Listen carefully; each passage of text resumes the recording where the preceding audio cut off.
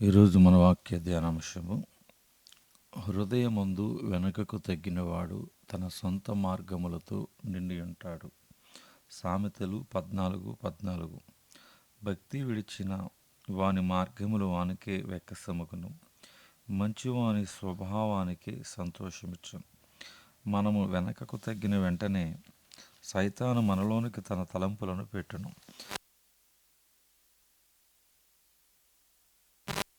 అతని తర్వాత తన తలంపులతో మిమ్మల్ని తప్పుదారి నడిపిస్తాడు. ఒక మనుష్యుడు నాతో పనిచేస్తూ ఉండినాడు. అతడు వెనుకకు తగ్గినాడు.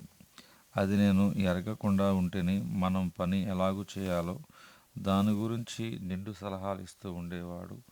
నేను అతని సలహాల గురించి ప్రార్థన చేసేవాడిని. దేవుని నడిపింపు అతనికి పూర్తిగా వ్యతిరేకముగా ఉండుట చూసి అతని తలంపులు నేను విడిచిపెట్టేవాడిని. కొంతకాలమైన తర్వాత అతడు నాతో ఉండటము సహవాసమును వెనుకకు లాగునదిగా ఉన్నది అని చెప్పాడు. తర్వాత అతను వెళ్ళిపోయాడు. అతడు తర్వాత తను తాను నాశనం చేసుకున్నాడు. వెనక్కు జారిన వారితో ఉండటం చాలా అపాయకరం. దేవుని పిల్లల సహవాసంలో మట్టుకే వారు దిద్దబడగలరు.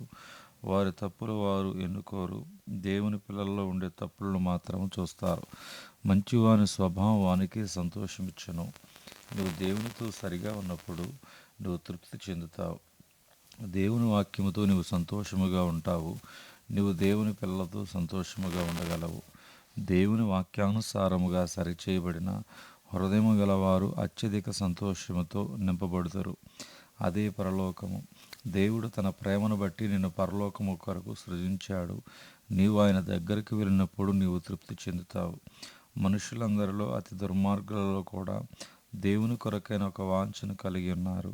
ఎందుకనగా మనము దేవుని కొరకు సృజింపబడ్డాము. గ్రహింపగలవాని హృదయములో జ్ఞానము నిలుచును. నువ్వు దేవుని నీతిని వెతికినట్లయితే నీతిని మనం వెదిగినట్లయితే నీవు తలగా ఉంటావు కానీ తోకగా ఉండవు. దేవుని సేవ చేయని జనములు నశించిపోతారు. దేవుడు చాలా ముందుగానే ఆలోచించి ఏర్పాట్లు చేస్తాడు. ఇతరుల ఎడల నీకు ప్రీతిని కలిగించి ఆత్మనిస్తాడు.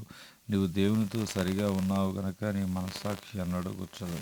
అదే పరలోకము. కానీ నీవు మరుసటి ఉదయమున నీ కొరకు మనుషులు రేపు నన్ను మెచ్చుకుంటారా అనే ప్రశ్న నీ మనసును ఆవరించుకుని ఉన్నది. కానీ దేవుడు నిన్ను నిత్యము శ్రేష్ఠునిగా చేయగోరుతున్నాడు. ఒక మంచివాని స్వభావం వానికే సంతోషమిచ్చును. ఇది దేవుని పని. నీ స్వభావము దేవుని స్వభావంగా మారుట కంటే ఎక్కువ నీవు కోరగలిగినదేమి? యెషయా 61:4-6. చాలా కాలము నుండి పాడుగానున్న స్థలములను వారు కట్టుదురు. పూర్వమున పాడైన స్థలములను కట్టుదురు. పాడైన పట్టణములను నూతనముగా స్థాపింతురు. తరతరముల నుండి శిథిలమై ఉన్న పురములను బాగు చేయుదురు. మీరు యెహోవాకు యాజకులు అనబడుదురు. వారు మా దేవుని పరిచారకులని మనుష్యులు మిమ్మల్ని గూర్చి చెప్పుదురు.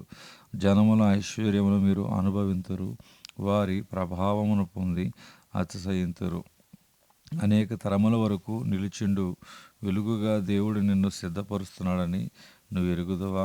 నీవు మరణించినప్పుడు ఎవడైనను తన జీవిత విధానమును మార్చినవాడు అని కానీ తన కుటుంబం యొక్క పద్ధతిని కానీ చీకటి నుండి వెలుగులోనికి మార్చినవాడని నీ గురించి ఆలోచిస్తారా? నీ ప్రభువుతో నీవు సంపూర్ణముగా తృప్తి చెందినట్టి ఆ స్థితి నీవు మొట్టమొదటి సంపాదించుకోవాలి. నీవు ఆయన యందు ఆయన నీ యందు ఉండగా క్రీస్తు నిన్ను నడిపించును. దేవుడికి వాక్యము దేవుడు దీవించునుగాక. ఆమేన్.